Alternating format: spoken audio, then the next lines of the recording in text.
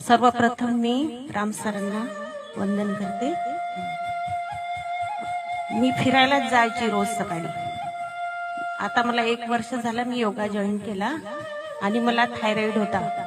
जेव्हा सरांनी मला गाणं म्हणायला बोलावलं तेव्हा मला फक्त एकच कळवं, त्याच्यापुढे मी जायचीच नाही, म्हणजे म्हणताच नव्हतं येत।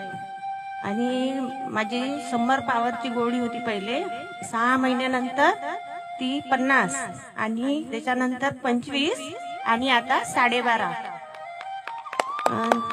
योगामुळे खूप काही म्हणजे खूप व्याध्या कमी होतात।